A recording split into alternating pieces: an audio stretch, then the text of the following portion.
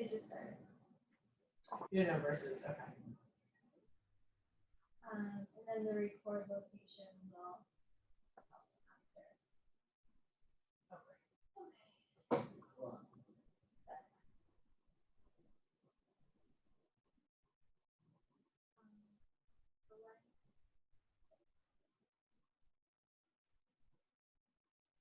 You can just open it at the bottom. yeah. Oh, speaking of YouTube.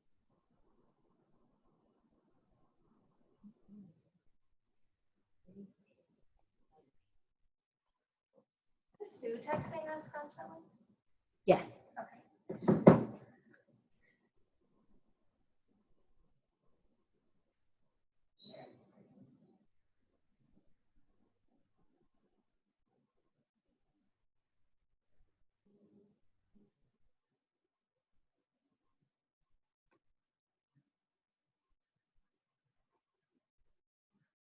Yeah.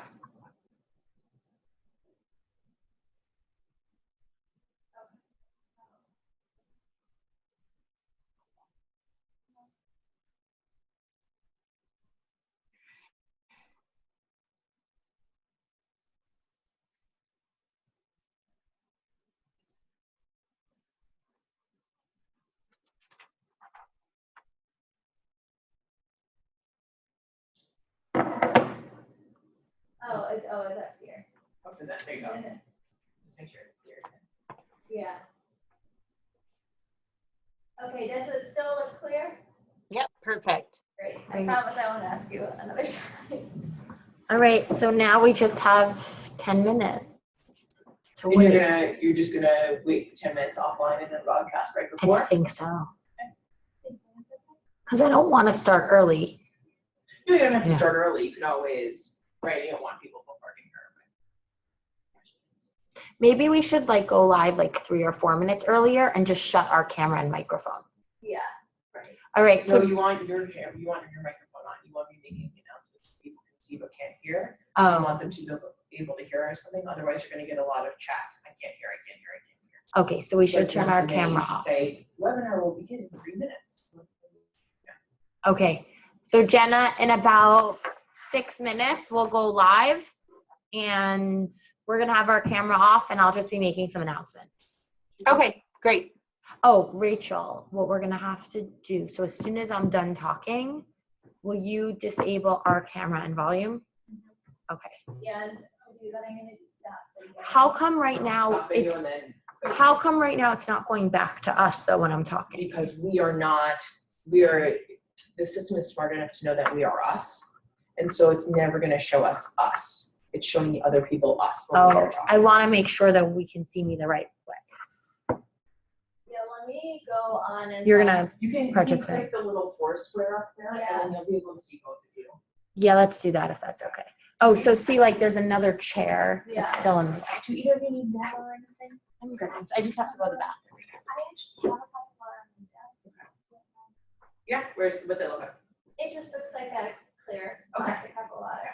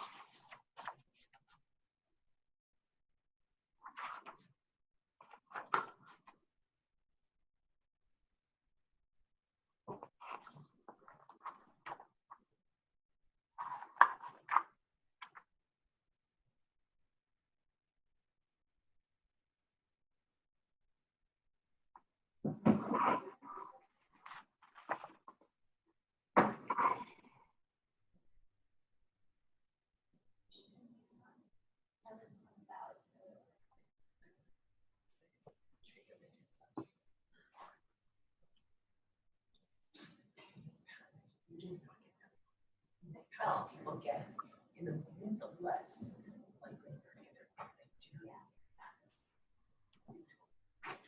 We just have to wait till the check mark appears in minutes. Right, and it works, so. Yeah. So. I'm happy. I love it. Isn't that the worst? Oh my gosh. They keep texting about it.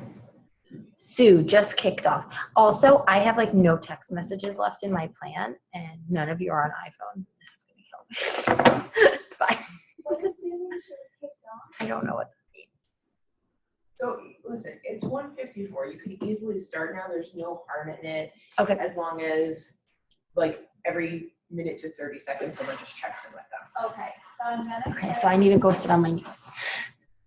Sorry. broadcast. Maybe I should have gotten a book. So I go Jenna, just so you know, we officially started broadcasting so that as people start to come in, they'll be met with us rather than a blank screen. And we'll be periodically giving people reminders that we are in fact starting in a few minutes and they're in the right place.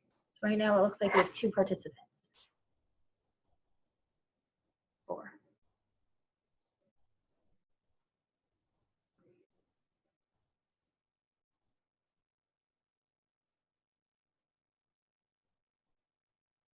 Rachel, are we recording?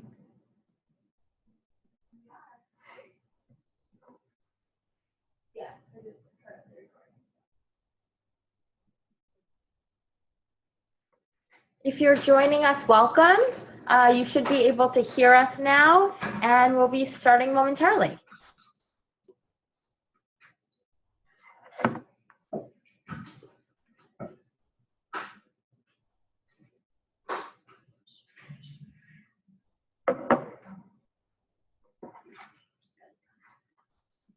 Can we make the window so I can see myself too? Thank you.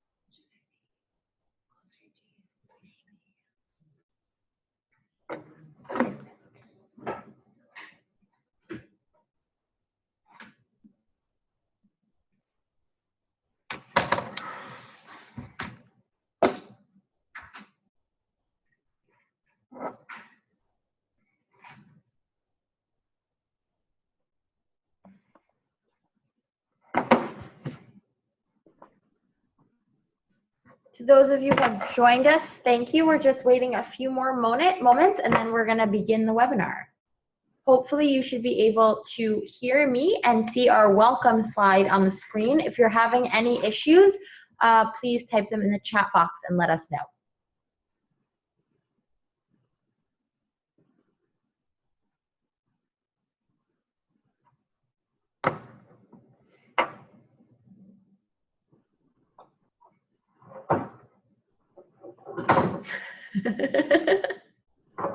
All good.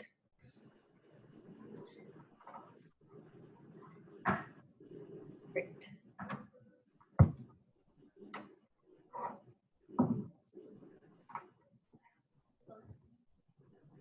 Thank you.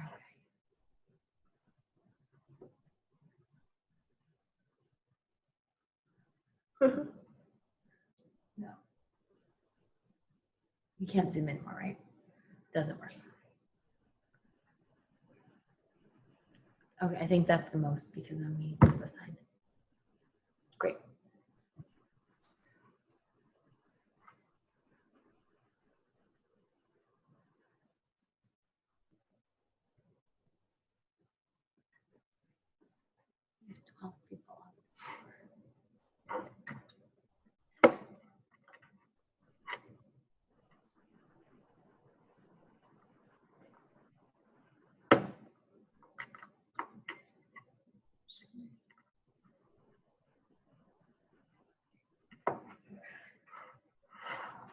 My.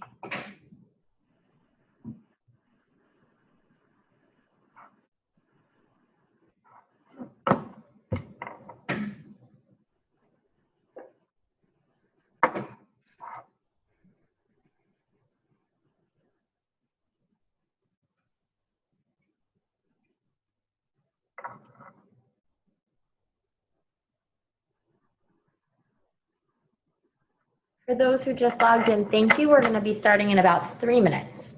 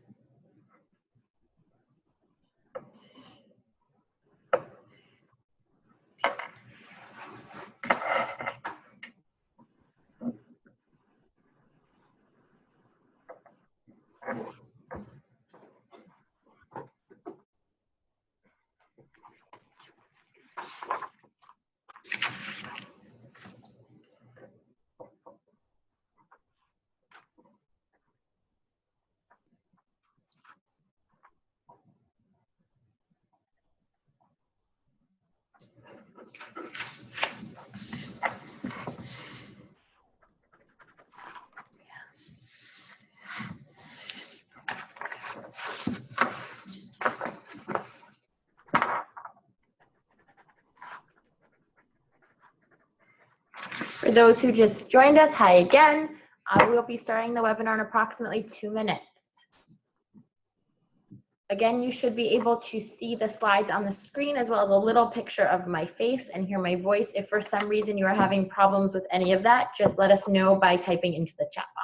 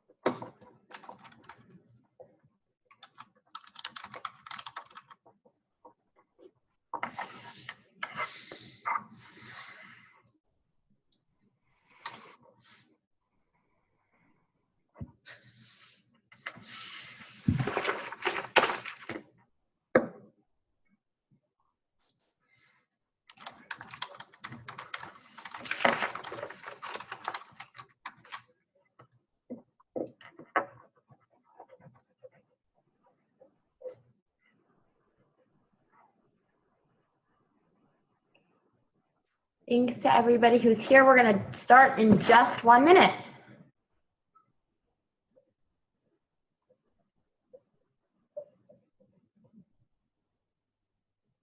I can't see the chat, so I'll just use that one then. 2, 3, should we start? Okay. Hi everyone, we're going to begin. My name is Yael and I'm from the Early Childhood and Family Engagement team here at the Jewish Education Project. And thank you so much for joining us on this webinar for a theoretical look at play and loose parts. Jenna, our presenter, will be leading us in a dynamic presentation which will cover topics such as provocations for exploration, infusing Judaism into play, and schemas in children's play. Participants will be challenged to construct, implement, and evaluate new approaches to working with loose parts and materials. This webinar will act as a prequel to our March conferences, Play is the Way, and is also an exciting opportunity for all early childhood educators looking to deepen their understanding of this topic. This program is one of the many initiatives of the Jewish Education Project. The Jewish Ed Project is the only organization that works across the New York Jewish community, across denominations and institutional settings, including congregations, day schools, early childhood centers, teen programs, and more, to help educators like you develop new, innovative ways to engage and educate Jewish kids, teens, and families. This program is also part of our Insightful Journey series that provides educators with an in-depth look into schools and programs and ideas that serve as models of excellence in early childhood education. We encourage you to take advantage of other opportunities for educators, including workshops, networks, conferences, and more. On a technical note, all participants are now muted and videos are disabled. This should not affect your ability to hear us.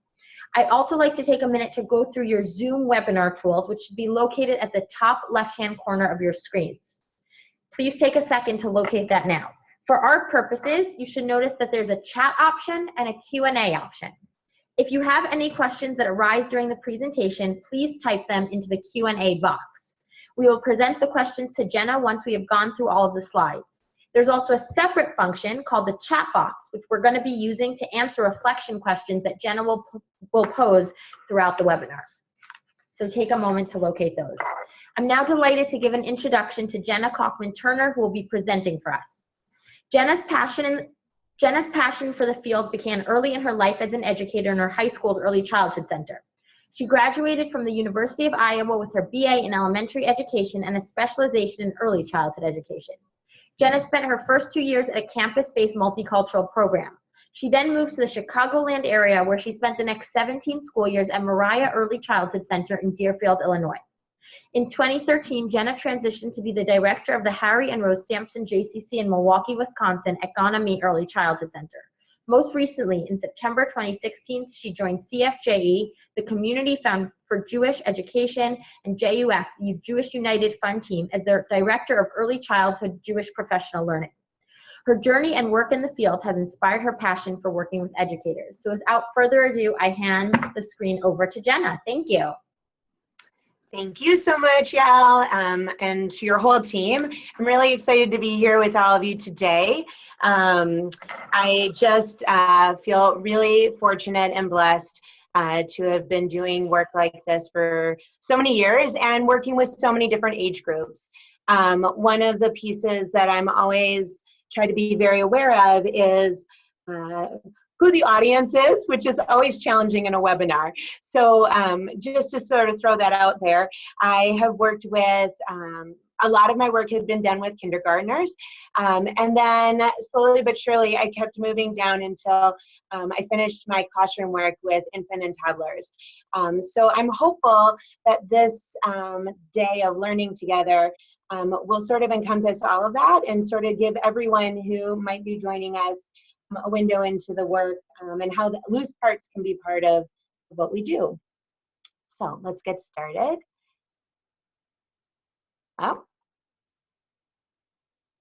Yeah, my slide is not, oh, there we go.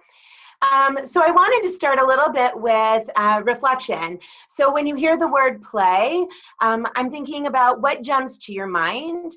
And I'd love for everyone to sort of take a minute or two, grab a piece of paper, if you're sitting next to a colleague, turn to your colleague, and just write down a couple of notes about materials, interactions, sounds, theorists, concepts, big ideas that come to your mind when you hear play.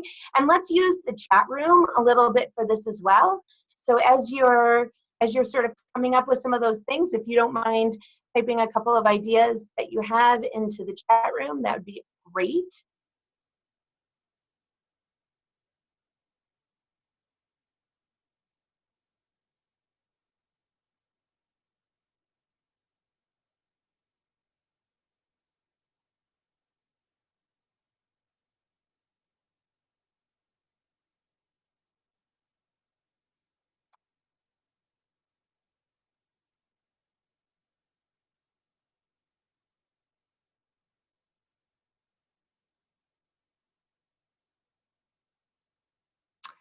Somebody just mentioned engagement with peers, anything of interest that's safe, discovery, laughing, dress up.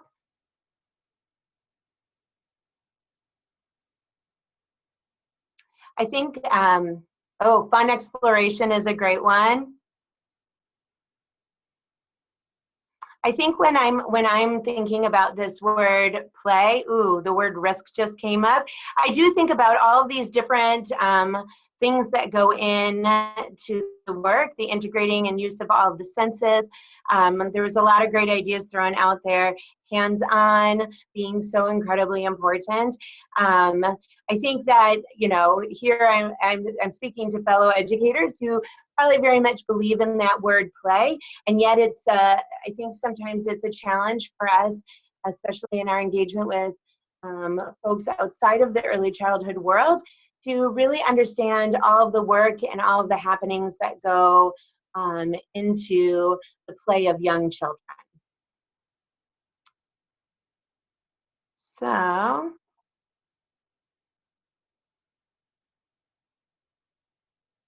trying to advance our slides. Give me 1 second here. Perfect. Play is choosing what to do, doing it, enjoying it. You may not enjoy this process, but choosing is the doorway to genuine play. So you have to make choices. Just as children do in preschool, playing is a skill to be practiced. People who play with possibilities. What shall I do now, and what will happen if I do, will go further in life than people who will wait to be told what to do. This is a quote that comes out of the book From Play to Practice. We're going to look at that one in just a few minutes. But I think that this is an important piece for us to consider when we're thinking about assessing, or we're thinking about our children being ready for what is next for them. We want them to be able to play with possibilities. That is so key to their development. Oop. Here we go. Oop. Sorry about the slides.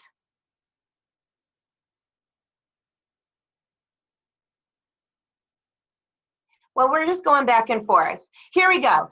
An opportunity. Play gives everybody an opportunity for a lot of different skills. So we have sorting, ordering, classifying, counting, patterning, measuring, problem solving, organizing, comparing, describing, storytelling, predicting, questioning, symbol making, creating. This is a really long list of a lot of important skills, things that we can usually capture in photographs or in the storytelling that we do.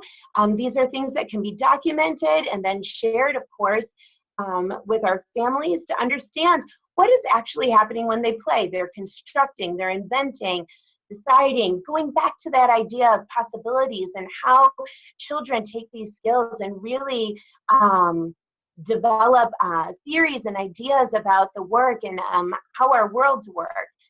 So mapping, cooperating, experimenting, imagining. A lot of these were the ideas that you all came up with in the chat. I'm sure that this list could go on and on. But these are the big ideas, and these are the things that we want play to be an opportunity for our young children. So I think about resources and books that are out there. Some of these have been around for a long time, and some of them are newer resources to us. In fact, in the mail, I just got a new book from NAYC, which was the Making and Tinkering with STEM. Same ideas, but some of the work that I'm thinking about and the work that I've done has come out of some of these resources.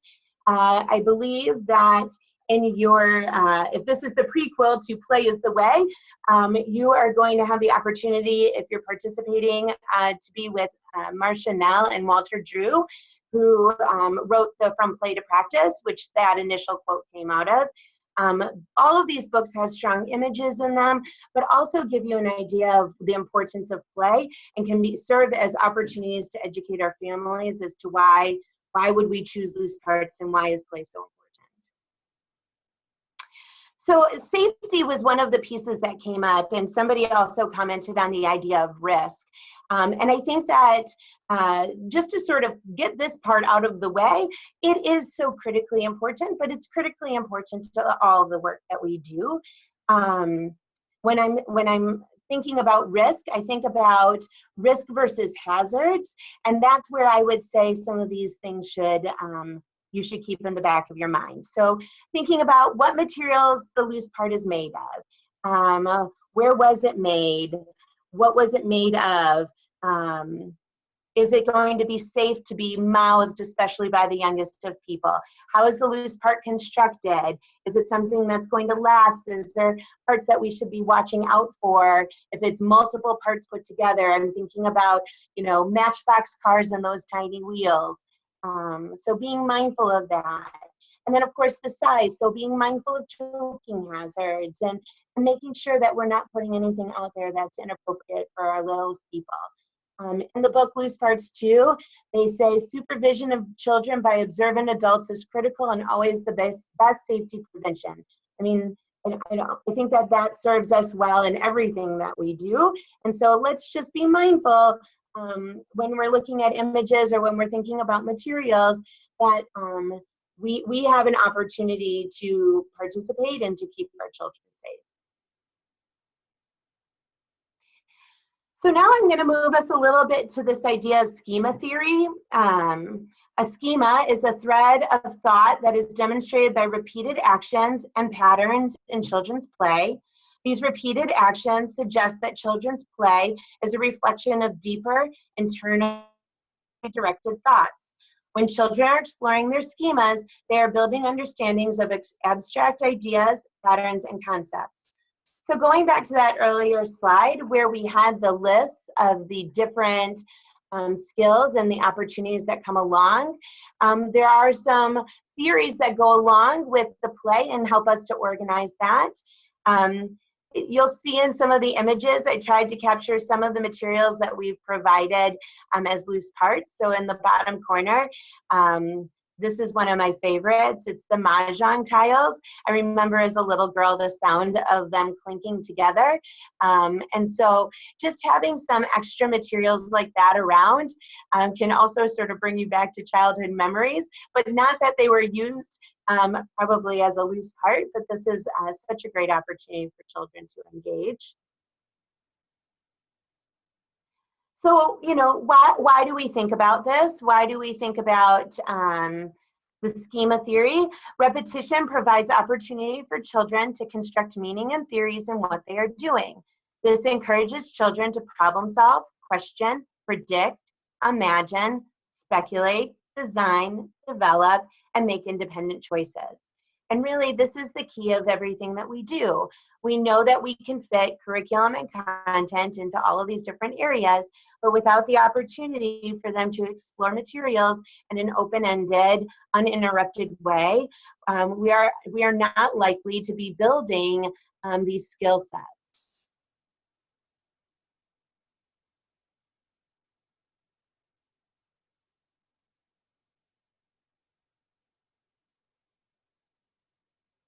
So the first one let's look at is this idea of trajectory.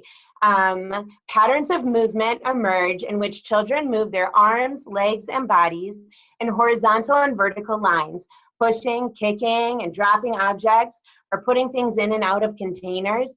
This develops into exploration of straight lines, up, down, or horizontal. Babies can even be observed reaching out for objects, kicking their legs, opening and closing their hands, waving their arms up and down or side to side, throwing, pulling, pushing, pointing, rocking, climbing, or stepping up and down. The images that I put up here, there's two images. The one above, there are 3 kiddos standing on an upside down boat out on the playground. This was up in Aganami in Milwaukee. And the whole idea, and you can see there's a variety of ages represented here. There's a newly 2, and then there's a 4-year-old on there. And they were really working on getting up on top of that boat and then getting their bodies down off of that boat. So that idea of jumping off of the boat, that to me is, you know, that risk versus hazard conversation comes up. The boat is not typically upside down, but there had been a group of kiddos who had worked hard to make that happen. And then that idea of, can they be safe in jumping off of that onto the grass? So we felt that this was an appropriate risk for them to be taking. And then again, we had a group that was working with some of our ramps and some of our bigger building blocks that usually are out on the playground, but in the middle of winter, we would bring into a shared open space. And the idea that they were really trying to launch the balls across the room. The idea wasn't so much that they were going to get captured. They were really working on seeing how far they could get them to go across the space. But that idea of trajectory was so at play in both of these images and both of these examples. Another schema that we look at is the idea of enclosure and enveloping. So we look for them joining lines, building structures with materials to form enclosures. Enclosures can be of any shape. They may build fences or walls around objects or fill an enclosure. Oh, hold on. Just need to go back one. We think about the enclosures when children are building spaces with animals, like when they're trying to mimic a zoo or different homes that they build. The idea of building spaces for animals, build little characters. They might draw borders around their art creations. You'll see that they like to develop spaces and to have their own defined areas.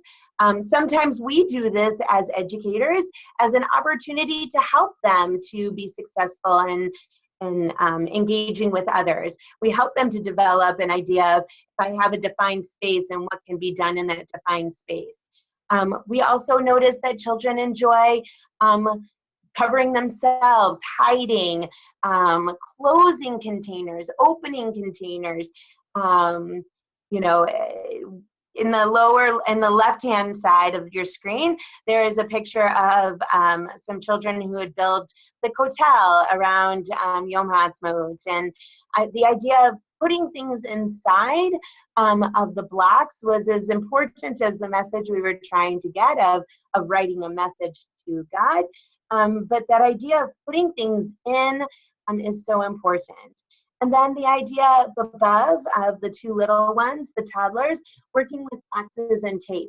We would save all of our boxes with any shipments to tape up or to cut holes in the side for them just to put materials in and out of, so that they could really engage with enclosing things and then pulling things back out. These play schemas really allow them to practice these skills. The idea of transporting objects is very important to children. So the idea that they can move things from place to place. We watch children do this all the time and we think, what are they doing? They're taking that same object and moving it across and then coming back and getting more of it. At Sukkot in the upper right-hand corner, we watched children playing with loose parts outside, which was really all about these corn stalks that were left over and moving them and taking the small pieces of corn and moving them from side to side. How did they balance? How could they work collaboratively? And then, of course, a sandbox with the truck at the bottom. How many times have we all seen that happening? I love one of the comments that just came in through the chat where it really talks about labeling and talking about the different schemas and the importance of that, which is so critically important. It's one thing just to say they had a great day, they were playing, but when we can really add these, the language, the shared language of what's really happening as they play, I think it just deepens our understanding of it and then shares that with any visitor. So whether that's a parent or somebody who comes into your program, wants to see what's really happening, the more we label it and we connect to the language that goes along with it, the deeper the understanding and knowledge. So here's an idea of connecting and disconnecting. We watch this happen quite a bit, right, with these magnet tiles. The idea of putting things together and then, of course, taking them apart. And the idea of construction being as important as destruction.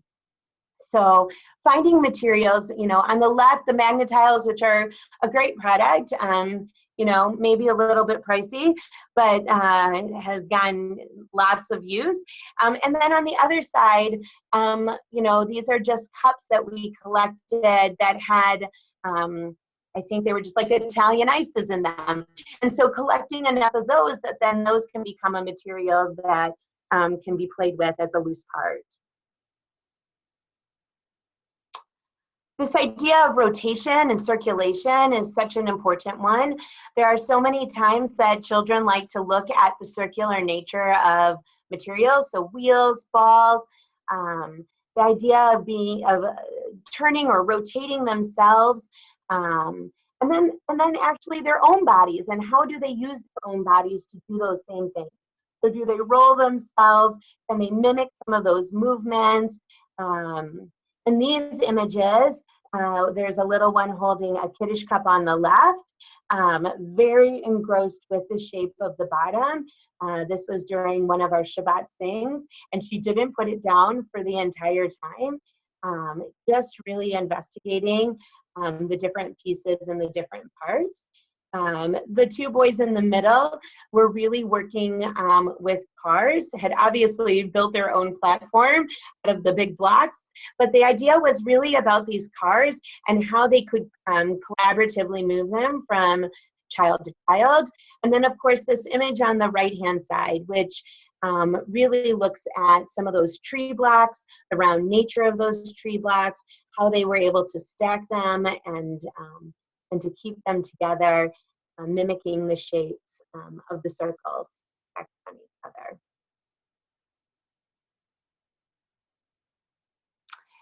And then we think about this idea of transforming. How do we use materials to explore change in shape, color, and consistency?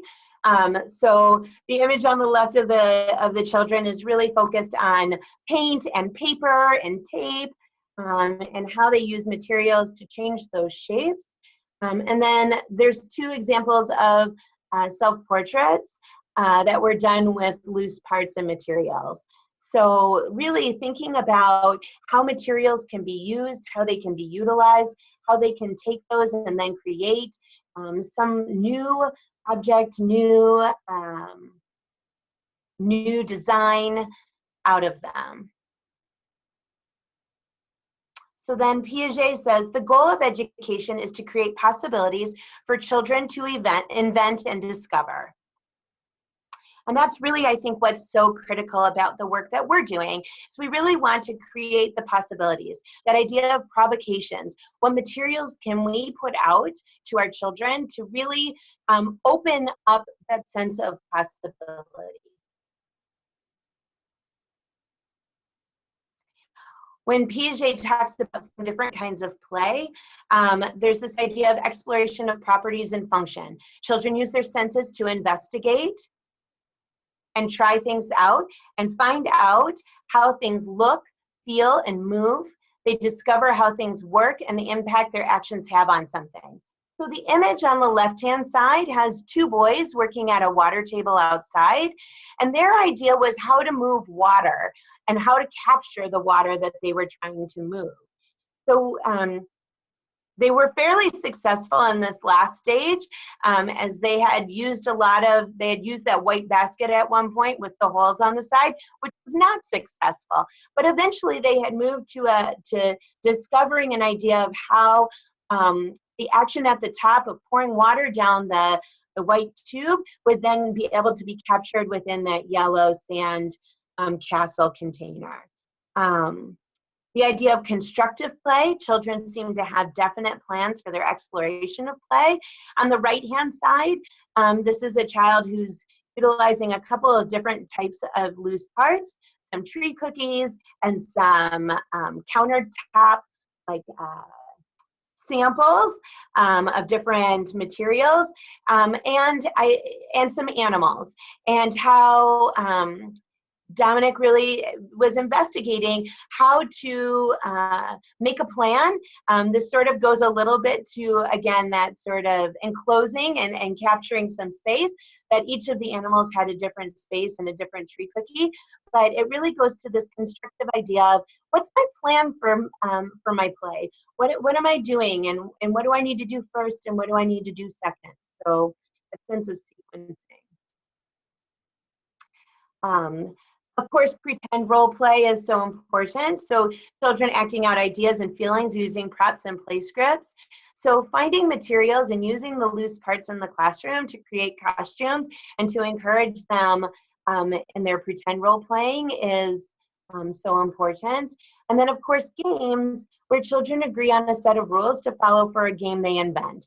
So, you know, this is another image out at the playground where they had the materials to play a more traditional game of maybe baseball or t-ball, but they really had developed a game that included stacking some very large buckets, using some of the traditional ideas of a baseball game, but really developed a set of rules that you really had to engage them to learn how to play. So, you know, Eli in the orange shirt was very much in charge of sharing with anybody who wanted to join in the rules for this game that they had invented. So then we go to this idea of say little and do much. What is the role of the educator as a facilitator in play? And what do we, and how do we want that to feel? And then I think about this idea of the March days of learning, this play is the way learning. And this will sort of outline a little bit of what we observe in the classroom ourselves, and then opportunities that we have to engage with materials and to have a parallel process or a parallel experience to this kind of play. So I think about this idea of solo play with one material. In Milwaukee, up in Whitefish Bay, we did try to have this experience as educators ourselves to use the materials and to play with them in some different ways. So here Abby is playing with some dreidels on her own. She has one material that she can play with in one way in a more defined space. You can see she also went off of her defined space, which is totally fine. But this idea of like, how as adults do we engage ourselves with one material? Here's an example of a little person who had some of these, water bottles filled with the liquid. I'm sure many of you have seen this on a tray, and how she was able to engage with the material by herself in this sort of solo play way with one material. And then, going back to when we spoke about safety, how can we allow some of our little people to really engage with different materials in a safe and successful way? So using some of the collections of milk caps in a sensory tube. I think there's the red jewels and the one on the left-hand side, but allowing them to really explore and to hold on to these. Paying attention to how they sound, how heavy they are. The red tube is much heavier than the yellow and purple tube. How they could roll these along, going back to that sense of like circular nature, and how that works for them functionality-wise. This went back to our educators engaging with some different materials. This sense of patterning, symbolic representation, how are these how can different materials be used? So the little black are flexible tubes that they use to create, it looks like a home and a tree and some people. On the right-hand side, it's just, that random bag of pom-poms that we all order, and how those were used to create a design. And then back into a classroom, these are 3-year-olds sitting and having, again, that sort of defined space, a food tray with some Play-Doh, and then assortment of different loose parts that can be used. But this was really an opportunity for them to engage with these materials in a solo play kind of way. And I think it's worth noting that the educator was there to participate in the same way as the children, with the same materials, but not to necessarily interrupt their play or their thoughts or designs. This is a great example of an experience that was set out as a solo play experience in a classroom. Again, going to those sort of defined spaces and closing their work on carpet squares on the table with some different loose parts. What's a little bit hard to see in these two images, but will be clearer in the next one, there's photographs of children with different expressions. Here's a great picture of that.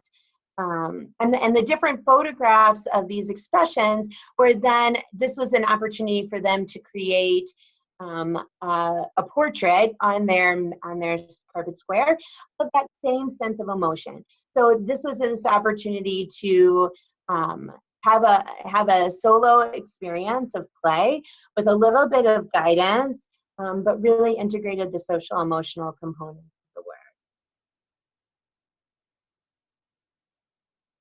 Then we move on to a little bit of this idea of partner play. And in partner play, we look at the different materials. When we asked our educators to do this, we had them not only come together in partnership, but then also to bring materials together and to see how that might change the play and the work that they were doing.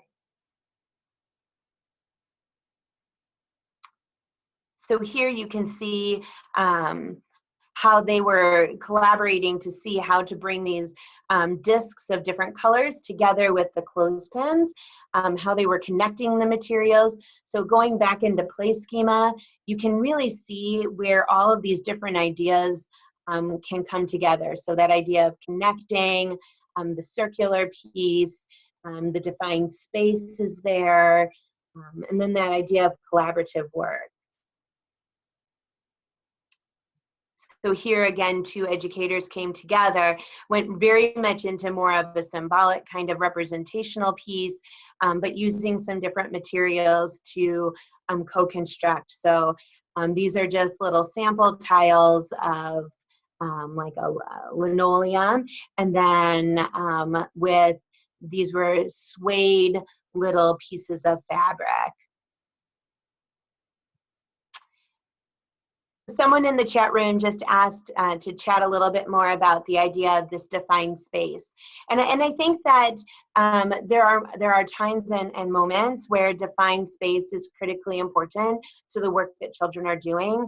Sometimes it's about knowing your players and recognizing that idea of they have a plan. So going back into Piaget's thinking, if they have a plan and they have this idea of where they're headed, is it a plan that they can be inclusive and they can invite others into? Or are there moments in time where we really want them to have the opportunity to see the things through on their own? So finding, we use muslin a lot, so cutting some muslin into some shapes that can be just folded up and in a basket in the classroom, sends that message to the peers. Right now, this is what I'm working on, and you are going to need to engage me to come into the play. So you're going to need to have some sort of a dialogue with me about that. But at the same time, we also see the value in the collaborative play and saying, sometimes there are materials, so let's think about our block construction areas, where there are bigger things where we need to be able to also broaden that out and recognize that the materials can't stay in such a defined and small space. So we've done it in a number of ways. It can be on the carpet. It also allows us to keep materials or to keep things so that it can be this uninterrupted play. I can walk away from this to go and engage in a different experience or activity. I can step away and go to my snack table and have my snack and come back, knowing that this is going to be a space that has been held for me. So we've actually used it in a number of different ways. So this image is of two kiddos using, if anybody remembers those perm rods, it's like a flashback to a time that I'm not proud of, when I also thought I needed a perm. But these are great donations. People seem to still have them around. But these perm rods have become threading toys where they can thread ribbons through them. They've become microphones. But this idea of these two really coming together with these two materials to create a show this day was super fun. Then the idea of bringing these mats to the floor, they were still working on these self-portraits, dealing with the emotion, but then there was the opportunity for them to do it in collaboration. So how could two children come together, or a small group of 3 or 4 come together to have a shared experience in creating these spaces? And then we think about how does it work when we move to cooperative play? When we're more than just 2 people. Here's a great example of some adults having this experience together. This was at the Kickstart, the beginning of the school year. Part of their training or some of their professional development included this work with Marcia and Walter, and how they use the different materials to bring it together and work as a team. And then, of course, we see this in the classroom as well, when we see children coming together, and the excitement and the energy that comes from one and then bringing them over. So using dreidels in a different way to shovel them and to put them into containers and to dump them out, recognizing that spinning dreidels at these younger ages isn't always the most successful way, but exposing them to these dreidels and having a contained space for a larger group to come together. And then this was the table actually in the dramatic play area, but seeing that they had done some ordering. These were little suede samples of leather with the blocks and then the stacking owls on top. So we really think so much about how we work in these different dynamics, from being in a solo play to that sort of partner play and then into cooperative. And then, you know, what sets us apart from any other program that's doing fantastic work and thinking about play is this idea of we're Jewish schools, and we're thinking about how do our Jewish symbols come into this everyday play for our children. Not that we want to separate it out and say at any moment this is our Jewish time and we're going to think about it, but more that it can really become part of the play everywhere. So what symbols are found in your center that may serve as a provocation for exploration? So I'm going to ask everyone for another quick second to throw some of their ideas into this chat group of what symbols are found in your center, you know, that you might be putting out as a provocation.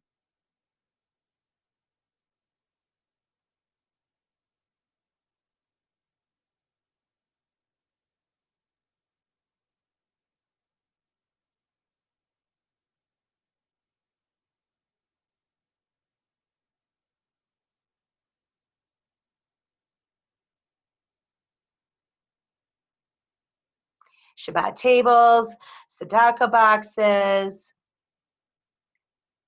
kiddush cups, candlesticks, chanukiot, Jewish stars with kids' names, absolutely, all of these.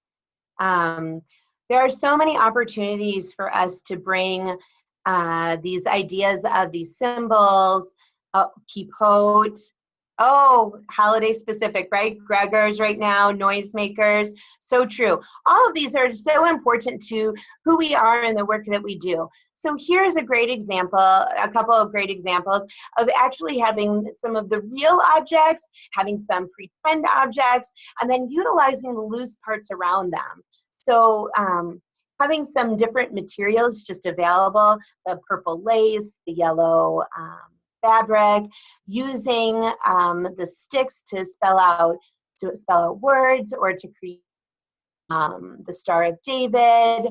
On the right side, taking the pretend challah plate and the wooden challah and using these red, they're like a squishy, rubberized, they're lids to something, to just even pattern around the outside of them.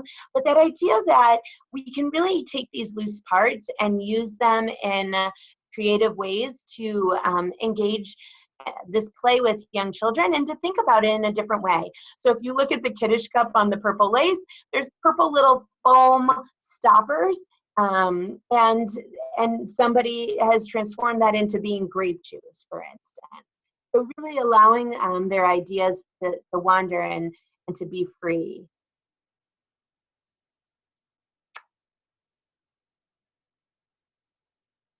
Then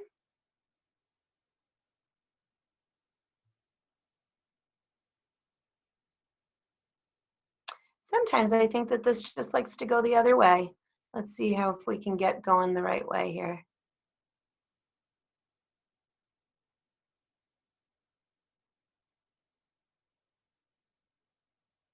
Sorry about this. Oh, so close. So here are some more examples of how this all happens. There's these are like the little mosaic tiles and circles where there's Star of David, candlesticks are being made, kiddish cups are being made. Sometimes the provocation of having the real object out there can do that. Sometimes planting the seed, depending on the age groups that we're working with.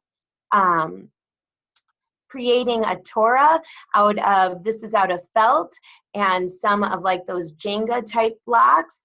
The little rimonim at the top are made out of the caps for wire work. If you're wiring your house, someone used their name tag this day to create the breastplate. So really thinking about the materials and what we've exposed our children to have these opportunities to work with materials.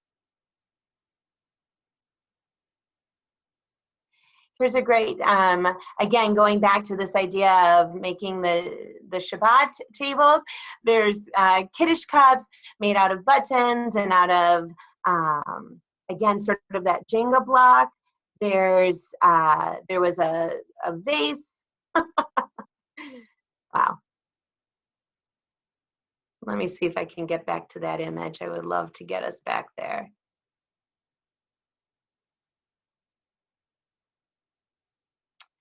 So here are a couple of candlesticks that were made out of some clay.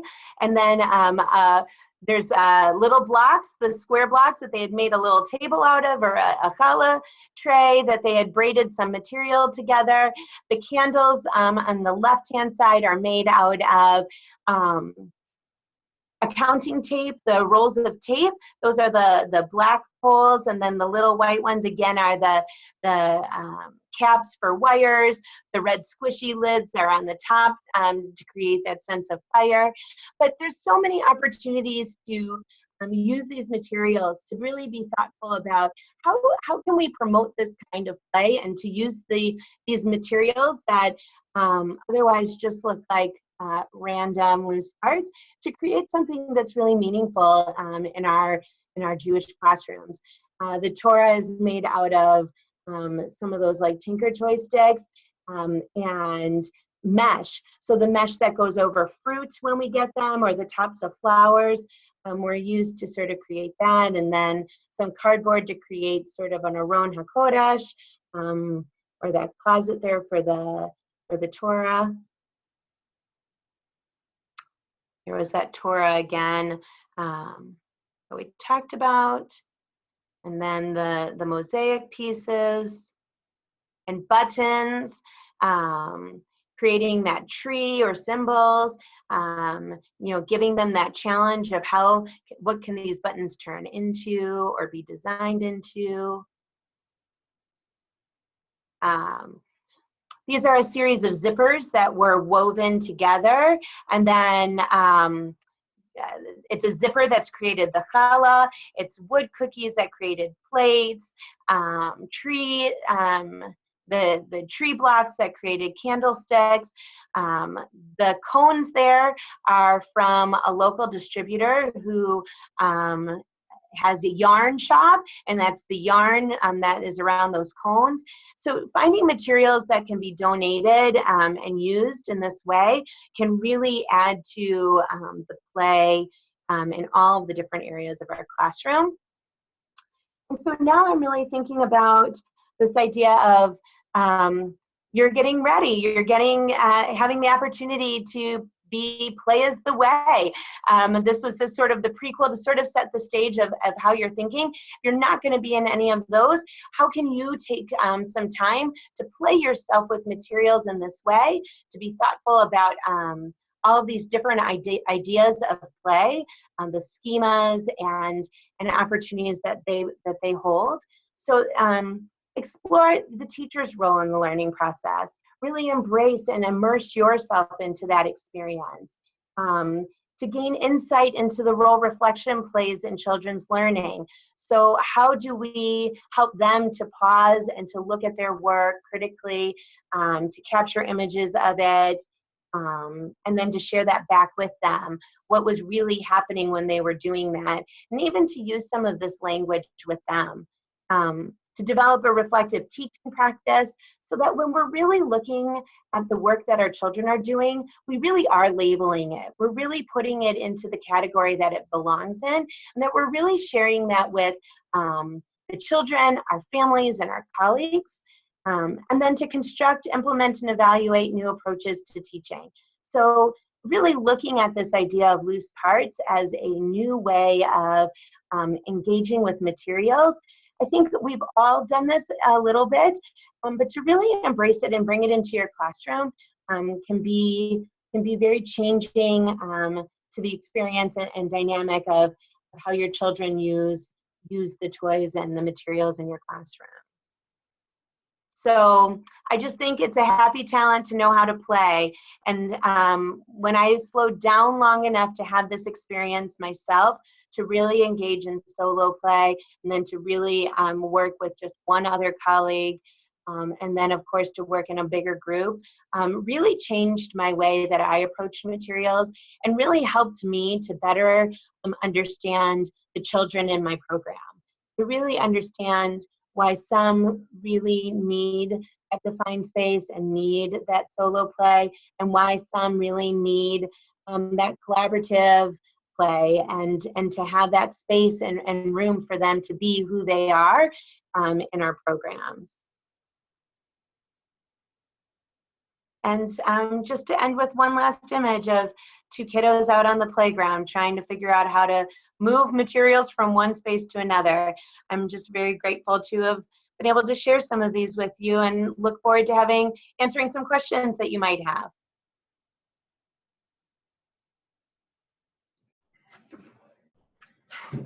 Thank you so much, Jenna. That was really great, and I think provided a lot of ideas for both new and innovative approaches for the classroom, but also how to utilize things that are already there in a more inventive way.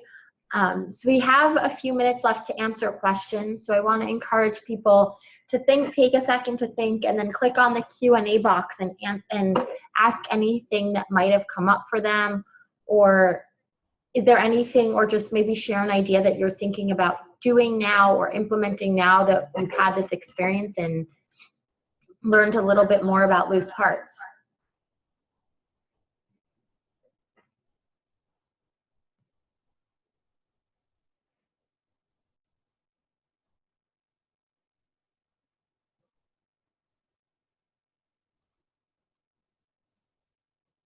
We could also throw out there, if we want to, like a protocol of like something that you appreciated, something that you noticed, or something that you wondered as well. That's a great idea. I think that there's it's a lot of content, and this is always one of those formats that's hard as things were coming up. And sometimes I guess people need time also to process and think about and Absolutely. unpack all of this. Okay, so we have a question.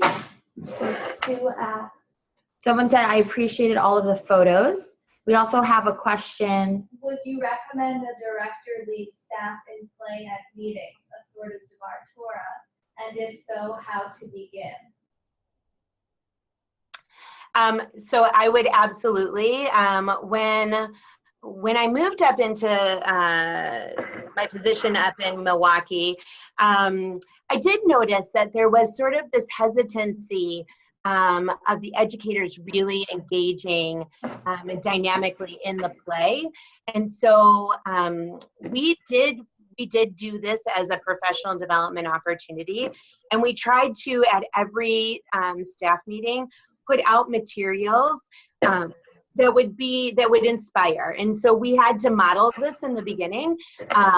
There is some discomfort with it. And I think the way that I would start is by providing some of these really different materials, things that are off the beaten path, that you're not ordering out of the catalog, but that you might be engaging your families to help you collect, or your educators to help to build the collection, and then really providing them with a little bit of that structure. You know, most of what was even shared today is nothing that's new, right? It's been around forever, but we all need that reminder as like, why are the children throwing things in the classroom and making me crazy because they're throwing things? But this idea that play schema of trajectory and children throwing things is so critically important to their development. And so being able to recognize that and to even engage or participate, again, going back to risk versus hazard, let's not throw blocks and rocks, but there are things that we can use to do that. I think it's really engaging them and bringing them through that process, reminding them of the language that goes along with it. And for those of you who are going to be in the New York area, some of you might already be signed up, but we have our conferences coming up where the facilitators from the book From Play to Practice are actually going to be joining us and leading hands-on experiences. A lot of the photos that Jenna showed with the adults engaging with the materials are exactly what we're going to be doing. So giving them those opportunities. And what might also be a nice idea is if you're thinking about doing it at staff meetings, you could find a teacher or two that are really experienced with this kind of play and ask them to set it up and give them opportunities also to lead the experience and let peers learn from their peers, because that can be powerful as well. Okay, our next question is, please name a reference for schema. So if you're looking for something more direct, the book Loose Parts really does go through many of the different play schemas. Deb Curtis and Margie Carter do a lot of referencing all of the play schema within their literature and books as well. But the Loose Parts book really does sort of outline and go through it, and it has so many strong images that support the different schemas. Great, thank you. Sorry, I just need to get it a little closer so I can see. Can you speak about different strategies for organizing or sharing, storing loose parts? Particularly how educators might let some materials stay out. Yes. So yeah, absolutely. I've seen it done a number of ways, and I will say that it's kind of critical that the materials are in the classroom. I've seen where they've been stored in like an off-site library, a closet, or down a hallway, but it's really hard when you've got 12 to 20 little people with you, and you're like, oh, this would be a great material to grab. So I suggest that every classroom have a Ziploc bags. We use a lot of Ziploc bags, and only putting out small amounts at a time. I think one of the misconceptions is you have to have so much. So in the pictures with the adults, they have a lot of materials out there. But when we're introducing or when we're using them in the classroom, we do start with less. And then if they need more, we have it available to continue that play. So, starting out with those smaller, even in the images with the carpet squares and doing the self-portraits, using some of those little bowls of those loose parts to start may be a great way. And when they become more practiced and really have ideas about how to use them, you'll see that it's less about just the dumping of the materials and more about the engagement. So usually starting with a little bit less, but we really used Ziploc bags, and every classroom had a healthy selection of loose parts in their classroom. And that was also defined by their age group. So the littlest ones might not have had the buttons, but kindergartners may have had buttons as part of their collection. Great. Our next question is, have you ever used these strategies that are used in indoor environments as well as outdoors? Absolutely. I think that all of these need to be able to be used in both environments. I think that some of them lend themselves more easily maybe to outdoors than indoors. Again, it sort of is based on, you know, the amount of space and the kind of materials that we're using. But I do think that that most of these experiences should be conducive to both, wherever the children are located. In the outdoors, because it is a shared space, we were a little bit more mindful of the choice of materials that were available, as we didn't want, you know, if we had toddlers out there and kindergartners, we were mindful of what materials were out there. But as far as utilizing the schema play, that was something that we really tried to encourage across the age groups in both outdoor and indoor environments. Great. And we have one last question, which is, have you ever used these strategies to engage parents and families at a school orientation? So we have, and I think that we've done it as curriculum and content kind of nights where we've brought our families in. We've done it with like the open house, the orientation, having the materials out. I do think I partnered with the school in the fall that did this at their parent-teacher dialogues at their conference night, where they really had an opportunity to directly speak to each individual family on their own.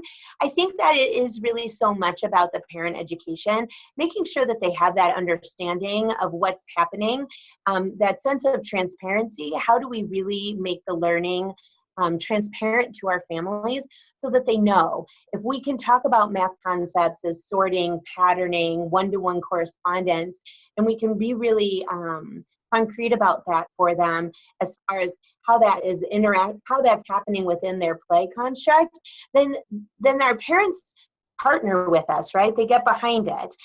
It doesn't have to be, you know, on a workshop. I mean, on a worksheet. It can be very much engaged.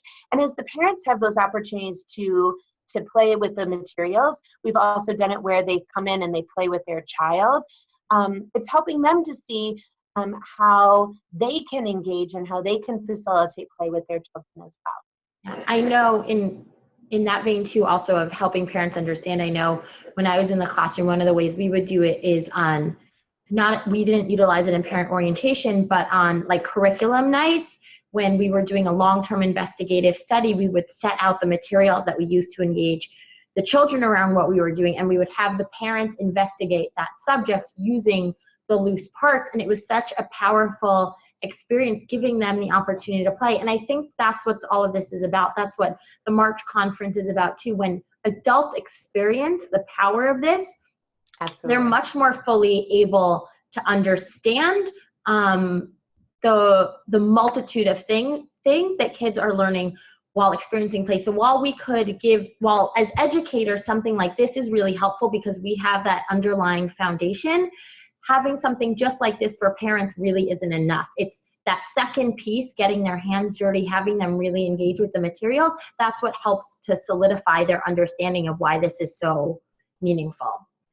So thank you so much, Jenna. I think this was really enlightening. I hope everybody participating on this webinar was able to get so much out of it as well. Just a quick note for those of you who need a certificate of participation, tomorrow we're going to be sending out a post-event survey. And once you fill out that survey, you will receive instructions for how to get your certificate of participation. So be on the lookout for that email. If for some reason that doesn't go through, you can just send an email to the address where you received the webinar instructions. So thank you so much. We look forward, everybody participating, to having you join us for the next iteration of our Insightful Journey series. And Jenna, we look forward to having you back after our conferences for all the participants to reflect on their experiences with Walter and Marcia. So we'll see you again in April. Sounds great. All right. Thank you so much, everybody. Bye-bye. Bye.